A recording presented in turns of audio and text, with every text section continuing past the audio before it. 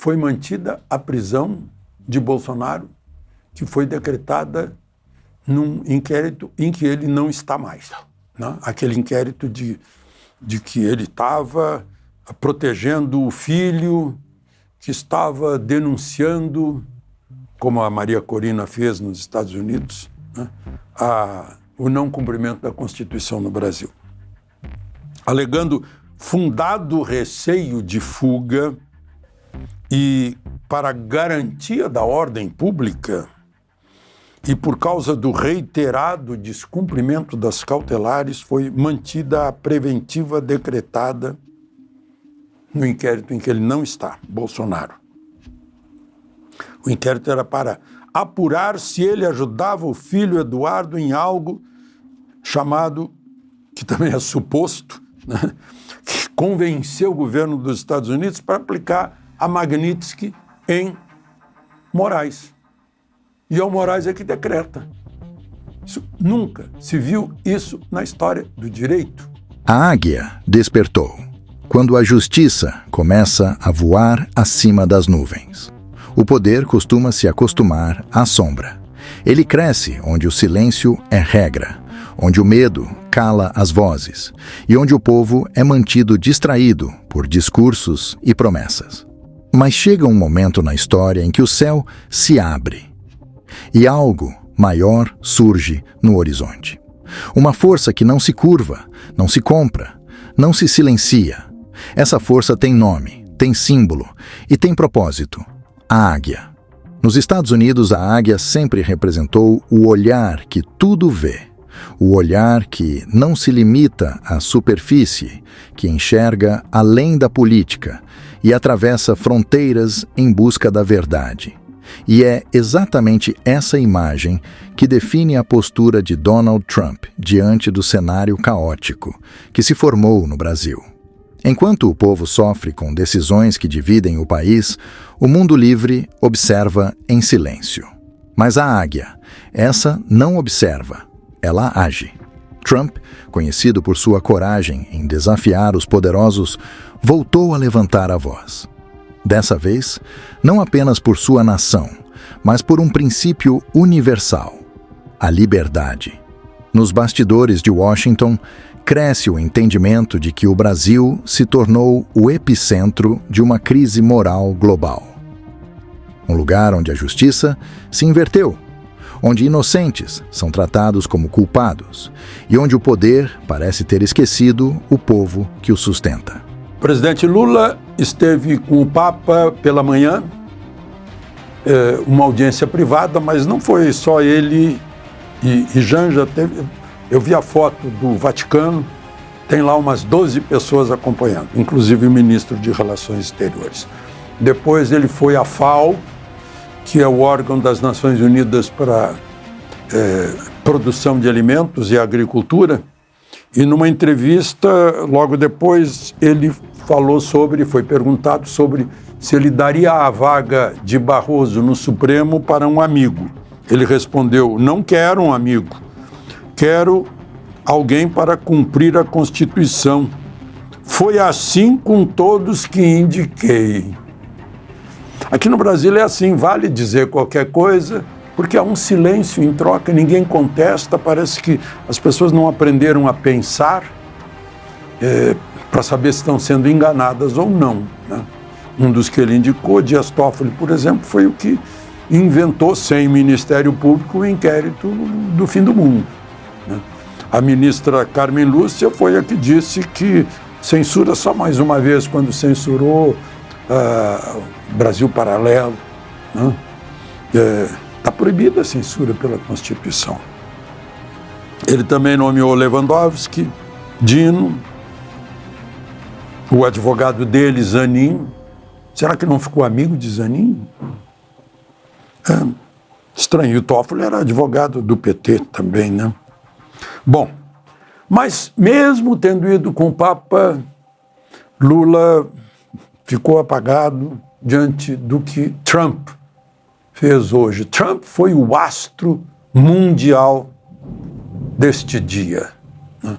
Lá no Knesset, que é o parlamento israelense, Ele brilhou, falou por 1 hora, não foi sequer um discurso, foi uma conversa com os representantes de Israel.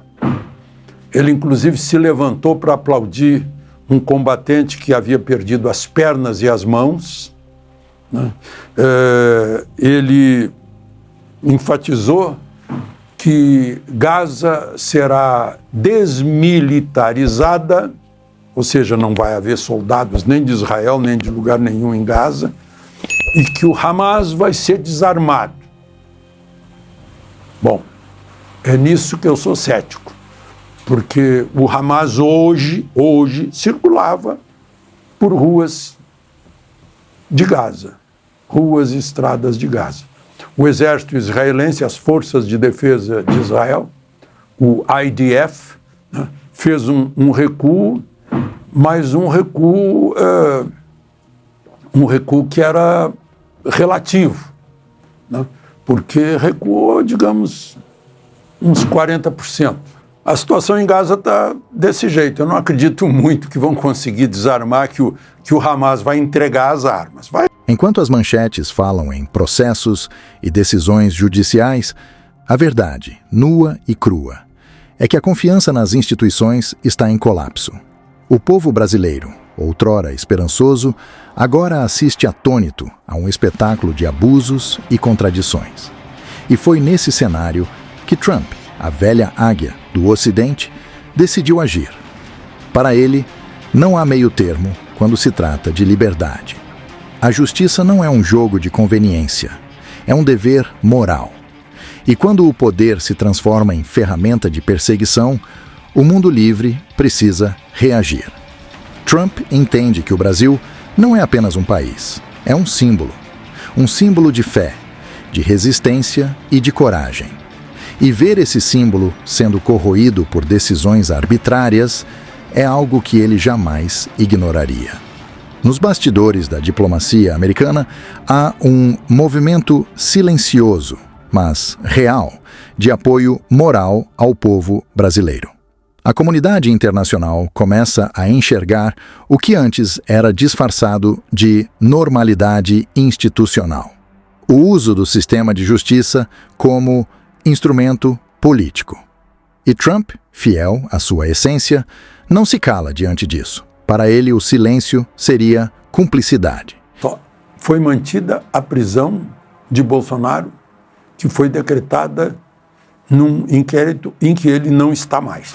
Né? Aquele inquérito de que ele estava protegendo o filho, que estava denunciando, como a Maria Corina fez nos Estados Unidos, né, o não cumprimento da Constituição no Brasil. Alegando fundado receio de fuga e, para garantia da ordem pública, e por causa do reiterado descumprimento das cautelares, foi mantida a preventiva decretada no inquérito em que ele não está, Bolsonaro. O inquérito era para apurar se ele ajudava o filho Eduardo em algo chamado, que também é suposto, né, que convenceu o governo dos Estados Unidos para aplicar a Magnitsky em Moraes. E é o Moraes que decreta. Nunca se viu isso na história do direito. O próprio interessado, o próprio envolvido, a própria vítima, é o juiz, está desde sempre isso, já há muito tempo, né? E tudo aprovado pelo silêncio da mídia, o silêncio da opinião pública, né? Quem cala consente. Não? Bom, é de pasmar. Bom, e a Procuradoria-Geral da República apontou um erro de Moraes, mas não é com o Bolsonaro, é um outro réu, do 8 de janeiro.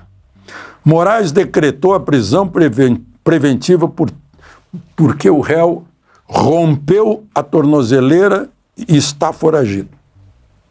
Só que ele não rompeu a tornozeleira, nem estava foragido, estava em casa. O réu estava se apresentando mensalmente ou semanalmente na justiça, lá em Uberlândia. ele se apresentava no 3º andar do tribunal. Aí mandaram que se apresentasse em outra vara no 1º andar. Ele se apresentou sempre, lá no 1º andar. Lá no 3º andar, ele está ausente, foragido, sem tornozeleira. Olha, Franz Kafka tem matéria-prima mais do que suficiente para escrever um outro processo. Moraes, na ordem de prendê-lo, disse que foi um comportamento desafiador de desrespeito a esta Suprema Corte com rompimento da tornozeleira e fuga de casa. Kafkiano. Não rompeu nem saiu de casa. Quem descobriu isso foi a Procuradoria-Geral da República, que avisou Moraes que ele está preso. O nome dele é Divânio Natal. Ficou atrás das grades por 6 meses por causa disso. E cumplicidade diante da injustiça é traição à liberdade. A imagem da águia cortando os céus simboliza mais do que poder. Simboliza vigilância. Ela observa de longe, mas quando decide agir, não erra o alvo. E é isso que o mundo começa a perceber. A paciência do Ocidente está acabando. A cada gesto de arbitrariedade, a cada decisão que afronta o senso comum de justiça, o eco da liberdade ressoa mais alto. E o nome que o encarna, como sempre, é Trump. Aqueles que acreditavam estar protegidos por fronteiras e discursos, agora sentem o peso do olhar internacional. A águia não ataca por raiva, ataca por instinto. Instinto de proteção, instinto de justiça, instinto de liberdade. O povo brasileiro, que há tanto tempo vive sob o peso da insegurança institucional, começa a sentir que algo está mudando. A voz da liberdade voltou a ecoar. E pela primeira vez em muito tempo, o medo começa a trocar de lado. Porque o poder sem moralidade pode até dominar por um tempo, mas jamais vence a consciência de uma nação desperta. Trump sabe disso. Sabe que o verdadeiro combate não é entre partidos, mas entre a verdade e a mentira, a coragem e o medo, a liberdade e o controle. E é por isso que sua presença, mesmo à distância, reacende a esperança em milhões de corações, que se recusam a aceitar a injustiça como destino. Foi punido porque mandaram se apresentar no 1º andar e não no 3º do prédio do tribunal. E só para encerrar, 8º habeas corpus. Cada vez que alguém vai depor na CPI da Previdência, já vai de habeas corpus para ficar calado. Por que tem que ficar calado, hein? É o ex-presidente do INSS, Alessandro Stefanuto. Gente, ele pode ficar calado, a Constituição garante, né? Devido processo legal garante para não fazer prova contra si. Mas ele, como ex-presidente, será que ele não ama a instituição a ponto de não falar nada para contribuir para investigar o rombo que fizeram nas contas de 2.300.000 idosos, de mais de 6 bilhões de reais, no maior escândalo que a história desse país já viu? Habeas corpus, com o advogado. Não respondeu nem sequer a pergunta de quando o senhor entrou no serviço público. Nem isso. Está com medo de quê? De Brasília. A águia não teme tempestades. Ela voa acima delas. Enquanto os ventos da confusão e da perseguição sopram fortes, ela segue firme, olhando de cima, esperando o momento certo para agir. E quando o faz, o céu inteiro treme. O Brasil está diante de um divisor de águas. De um lado, a manutenção do poder pelo medo. Do outro, a resistência do povo e a força de líderes que se recusam a se calar. E, no horizonte, a águia americana observa, atenta, serena e pronta. O recado é simples, mas devastador. O mundo pode até demorar, mas a verdade sempre chega. E quando ela chega, não há cargo, toga ou tribunal que consiga detê-la. Trump representa esse momento, o retorno da justiça moral, o despertar do Ocidente e o fim do silêncio covarde. Ele é, simbolicamente, o voo da consciência sobre as trevas da impunidade. E o Brasil, com sua fé e sua força, será o primeiro país a sentir o vento dessa mudança. Porque, no fim, o poder pode ter armas, mas a verdade tem asas. E quando a águia decide voar, não há escuridão que dure.